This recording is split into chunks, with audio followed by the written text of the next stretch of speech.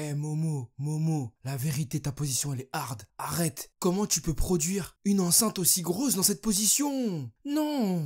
Mais on est des hommes, respecte-nous. Ça fait 2 fois là. L'épisode dernier avec la meuf de Shitetsu et là maintenant c'est toi. Non. Serette. Déjà que ton costume il est un peu chelou. Il est très ouvert. Là t'en rajoutes. Non mais j'ai pas payé pour ça. Respectez le kiki des gens. Talk it, walk it like I talk it, talk it, walk it like I talk it, you talk it, walk it like I talk it, talk it, walk it like I walk it like I talk it, walk it like I talk, walk it like I talk it, walk it like I talk, walk it like I talk it, like I talk, walk it like I talk it, talk it. Ohio Minna, ici Afro, j'espère que vous avez la pêche car moi c'est le feu. Bienvenue dans le bendo, dans le bang si tu préfères. Et aujourd'hui on se retrouve pour la review de l'épisode 17 de la saison 3 de My Hero Academia. Je profite de ce court moment pour te rappeler que j'ai réalisé une vidéo très stylée. Oui, c'est stylé. Oui, je me vante. Oui, c'est stylé. Sur 5 ressemblances entre My Hero et Naruto. Si t'es un fan de ces 2 mangas et que tu ne l'as pas vu, n'hésite pas à aller la regarder. Il y a aussi plusieurs autres vidéos qui sont disponibles et qui devront normalement s'afficher là-haut là. Donc n'hésite pas à aller les regarder, partage-les si tu kiffes et lâche un like. Bon, parlons si tu le veux bien de cet épisode 17 de la saison 3 de My Hero Academia. Épisode hors série, enfin hors série entre guillemets, qui nous permet d'en savoir un peu plus sur la seconde A et quelques-uns de ses élèves. En effet, l'épisode est divisé en 3 grandes parties où on peut très vite déceler l'essence même, ce qui caractérise les élèves de cette classe. Premièrement, parlons de Shoto. En effet, tu le sais, Shoto s'est retrouvé l'épisode dernier dans un 1 contre 10. Et on va pas se mentir, au début c'était pas si simple que ça, car ils étaient venus préparés, armés, mais surtout ils étaient prêts à tout niquer. Shoto, il était dans des vrais problèmes.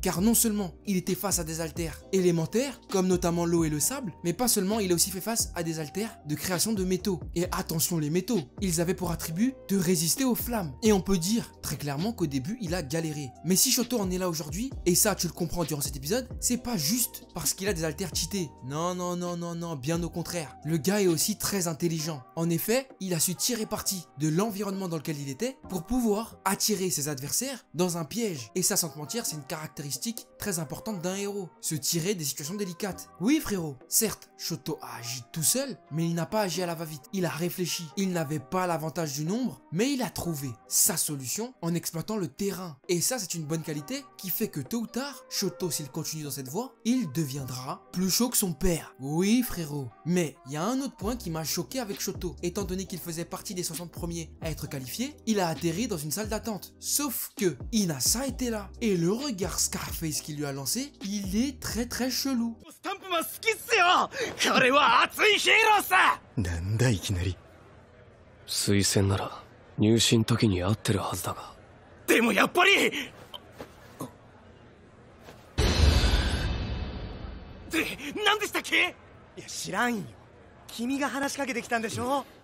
C'est obligé qu'Inasa connaît Shoto. Frérot, sereine. Soit il a le seum contre son père, c'est-à-dire Endeavor, soit il a un vrai problème avec Shoto. Mais Shoto, là, durant cet épisode, dit qu'il se souvient vaguement de lui. Et bizarrement, si tu prends le comportement d'Inasa, ça a l'air d'être un bouffon. Enfin, bouffon, dans le sens où c'est le genre de mec qui vient et qui te force. C'est le genre de mec trop enjaillé, en fait. Il aime trop la vie, lui. T'as envie de lui dire, mais laisse-moi, frérot. Ferme-la. On n'a pas élevé les cochons ensemble. On n'a pas pris des coups de ceinture ensemble. Laisse-moi tranquille. Mais lui, il vient, il te force. Même le gars à qui il parlait, il voulait pas lui parler.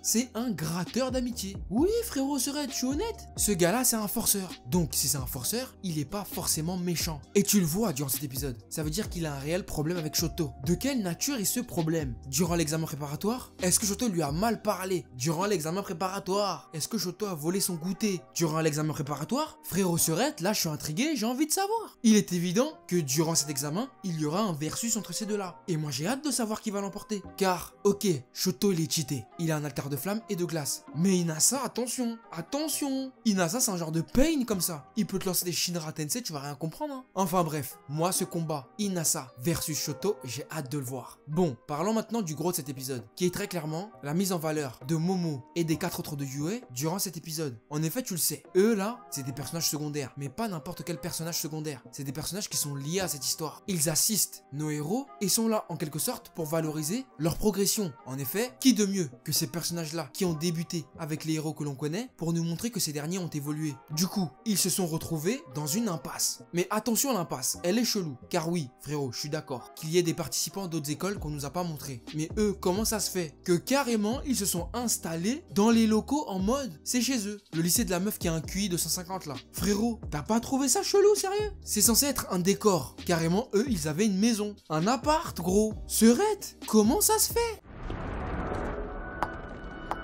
サイ様、遊泳生4人が高層ビルに入っていくのを確認いたしました。映像は出せて。はい。腕の複製、音髪界、カエル、そして物を作り出すこと。 Un appart gratuit, en plein centre d'examen. Qui paye le loyer? Est-ce qu'il était là avant l'examen? Ou est-ce que c'est eux qui l'ont aménagé? Parce que Starfall là, l'aménagement. Chaise, tout, décor. Frérot, serait où va le monde? Où va le monde? Et en plus de ça, attention, hein, ils étaient organisés. Il y en avait une, elle avait un CAP en mécanique soudure, elle a soudé une porte. Il y en avait une autre carrément, elle a fait les Jeux Olympiques en tir à l'arc. Frérot, même à un moment, ils ont bloqué les canalisations. D'ailleurs, ce moment-là, il m'a fait extra rigoler. Parce que votre crush là, la meuf que vous dites, ouais, non, mais elle est trop mignonne en tête de crapaud. Elle a pas tenu 2 secondes dans le froid. Hein. Hibernation directe. Elle a servi à rien durant l'épisode. Si Momo, elle avait pas donné son cul, à cette heure-ci, ils auraient tous perdu. Bah oui, frérot. Regarde comment elle s'est mis. À 4 pattes comme ça, face à la porte. C'est pas normal, c'est l'enfant de quelqu'un. Respectez-la. Elle a des parents. Hein. 初めて作る装置ですけど、その構造はそれほど難しいものじゃない。動けるだけの資質を残して、できるだけ大きく、大きく。これは展望室に籠城してから10分。そろそろ頃合いですわね。 Enfin bref, je dénigre, c'est de l'humour, bien sûr, car Momo, influencé par Izuku, n'a pas abandonné ses camarades. Car c'est ça en fait le but de cette première étape, c'est d'agir en équipe, d'être soudé. Et alors qu'on aurait pu penser qu'à un moment, chacun aurait pu essayer d'agir pour sa gueule, la seconde A est restée solidaire. Et Momo a pu trouver une solution afin que ces derniers puissent s'en sortir. Jusqu'à ça a presque failli tuer les adversaires en face. La grosse enceinte Beats by Dre là, ah ouais frérot, c'était un délire hein. Mais qui plus est, le plus important à retenir là-dedans, c'est qu'il n'y a jamais de réel problème. Il y a toujours des solutions. Il y a toujours un moyen de remédier à quelque chose que l'on semble perdu d'avance ou compliqué. Vraiment frérot Serette, le tout c'est de se poser et réfléchir à toutes les options qui s'offrent à toi et choisir la bonne, quitte même à prendre des risques. Et c'est ce qu'a fait Izuku durant cet épisode. Oui frérot, il est parti tout seul pour se sacrifier afin que Hanta et Ochako puissent trouver un moyen de pouvoir régler le compte de tous les participants qu'il leur manque afin d'être qualifiés d'un coup. Et Izuku commence aussi à devenir petit à petit le héros qu'il souhaite être, c'est-à-dire quelqu'un de sûr de lui qui n'agit pas que pour son bien personnel mais pour celui des autres. Il ira loin ce petit, moi je vous le dis, car si toute sa classe a confiance en lui, ce n'est pas pour rien. C'est parce qu'il a prouvé que grâce à son intelligence, il pouvait être fiable et qu'il mettra toujours l'intérêt du groupe avant ses intérêts personnels. Par contre, c'est pas trop le cas de Bakugo, même si c'est clair qu'il influence lui aussi l'équipe à sa manière. Ce dernier est face à un gars qui transforme ses adversaires en un sorte de truc dégueulasse. 活動時、制帽の着用を義務付けられている。なぜか。それは我々の一挙手一投足が止血高校という伝統ある名を冠しているからだ。これは G である。就学時より責務と教授を寛容する我々と。C'est quel pouvoir ça? Oh, non mais il est dégueulasse. Non, ça se fait pas de faire des trucs comme ça. Mais regardez. Berk. On sait même pas ce que c'est. On dirait de la bouillie, de la ratatouille, un manioc mais que t'as trop chauffé au micro-ondes. C'est dégueulasse, c'est dégueulasse. Et Bakugo, il veut le niquer là, parce qu'il a transformé son gars sûr en manioc périmé. Mais attends, ok, il a un pouvoir dégueulasse, mais je kiffe l'état d'esprit du personnage. C'est un personnage fier de représenter son école, et il en a marre que des petits merdeux de Yue là fassent trop les mecs avec la vie. Ils respectent rien, ils s'en battent les couilles de l'image qu'ils donnent à leur école en agissant ainsi, parce que c'est vrai frérot. Quand t'es dans une école aussi renommée que UA, tu te dois d'avoir un certain comportement. Ok, c'est pas leur faute s'ils ont été attaqués par les vilains, mais la vérité c'est qu'ils se laissent un peu aller la seconde A, c'est vrai.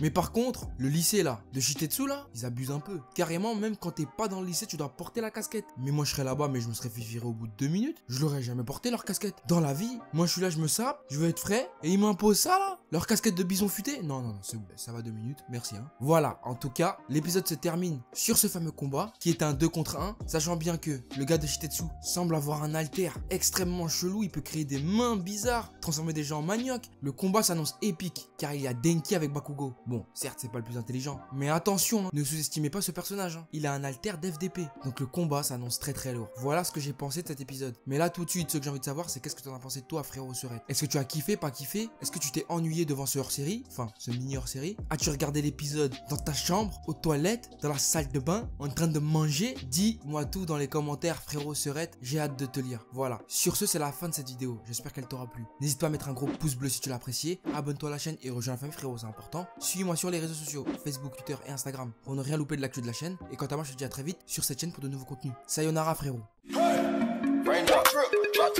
Smoking, no cooking, the hot pot. Fucking on your bitch, yeah, that. Cooking up dope in the crock pot. We came from nothing to something, nigga. I don't trust nobody, grip the trigger. Call up the gang and they come and get gang. Cry me a river, give you a tissue. Bad and bullshit, bad. Cooking up dope with a Uzi. My niggas are savage, ruthless. We got better than 100 rounds too. My bitch is bad and bullshit, bad. Cooking up dope with a Uzi. My niggas are savage, ruthless.